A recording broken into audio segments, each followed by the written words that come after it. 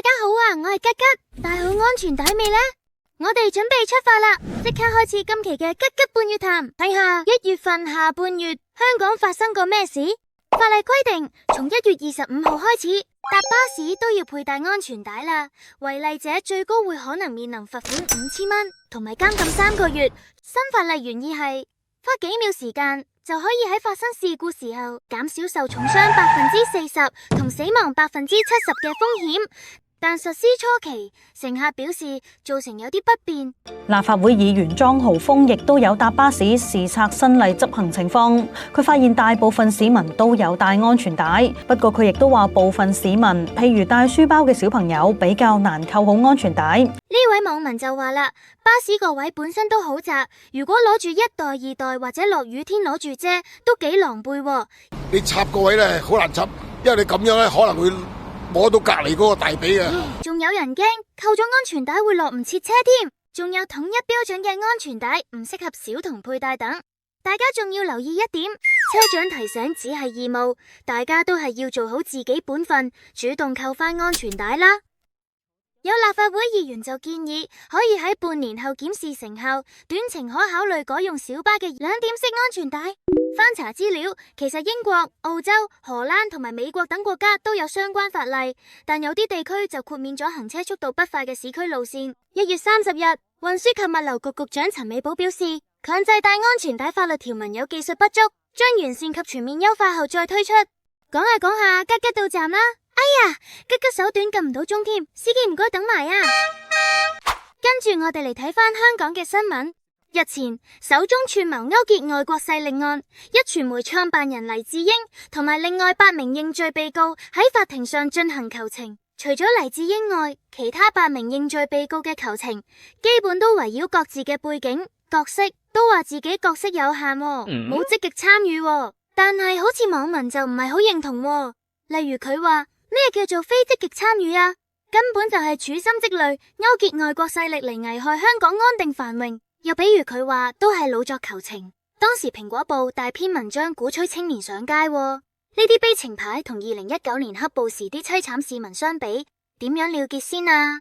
而黎智英就以所謂健康問題單獨囚禁等嚟博同情，但係聽法官講，好似係佢自己主動要求單獨囚禁嘅噃。而且佢上法庭嘅時候精神狀況良好，並唔係之前某啲媒體所講嘅咩爛晒啲牙、甩晒啲指甲喎。黎智英嘅律師仲提及黎在囚期間體重急跌，但明明還押之初同而家都只不過係瘦咗0.8公斤，期間體重仲有增加過添。網民就話啦，輕0.8公斤就想叫 fit 黎，唔好以為扮慘就會唔記得你做過啲咩衰嘢。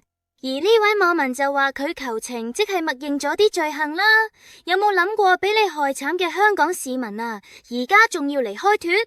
而另一邊，黎智英嘅女冇幫爸爸寫求情信，反而笑笑口，同啲美國政客一齊合影，係真係想幫爸爸早日放監，定係做 show 啊？吉吉，我就唔知道咯。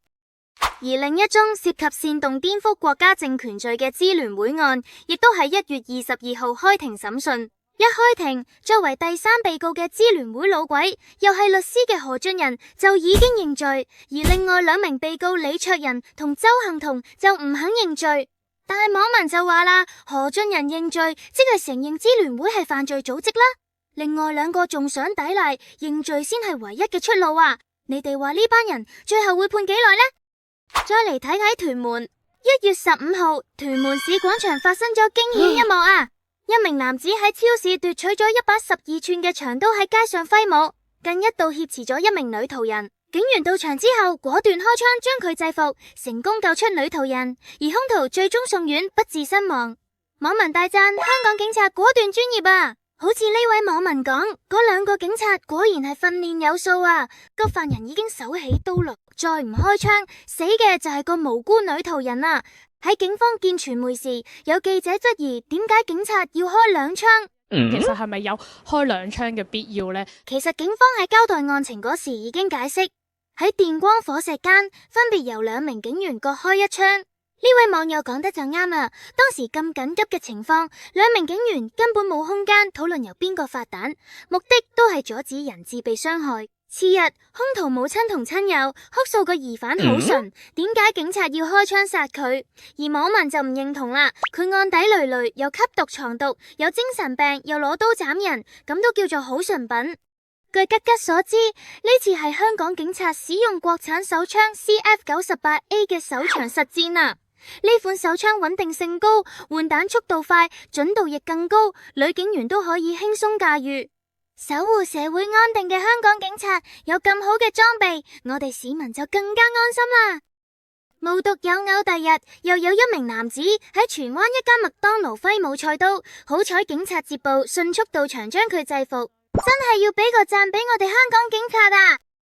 跟住嚟睇返長洲，早前喺長洲有一名男子喺消防車執行公務嘅時候，試圖阻止並同消防員發生爭執，引起網民熱議喎。就係呢啲人搞到咁樣啊！你啊，我幾廿年啊，你都少人兩啊，離晒大譜。你講嘅咩事啊？有做嘢講冇嘢啦，有報警嘅同你講。網民就話呢，人哋消防係去救命噶，佢阻住晒，拉咗佢就好啦。所有人都有義務同責任去配合消防工作，小學都有教啦，一定要嚴懲佢。果然，1月16號，警方以涉嫌妨礙公職人員執行職務及刑事毀壞將該男子拘捕。呢度好似好熱鬧喎，原來係元朗錦田鄉10年一屆嘅酬恩見照啊！喺呢個破健力士世界紀錄嘅全球最大臨時足球祭壇底下，有舞獅、大戲，仲有美食嘉年華，大家有冇去體驗下呢？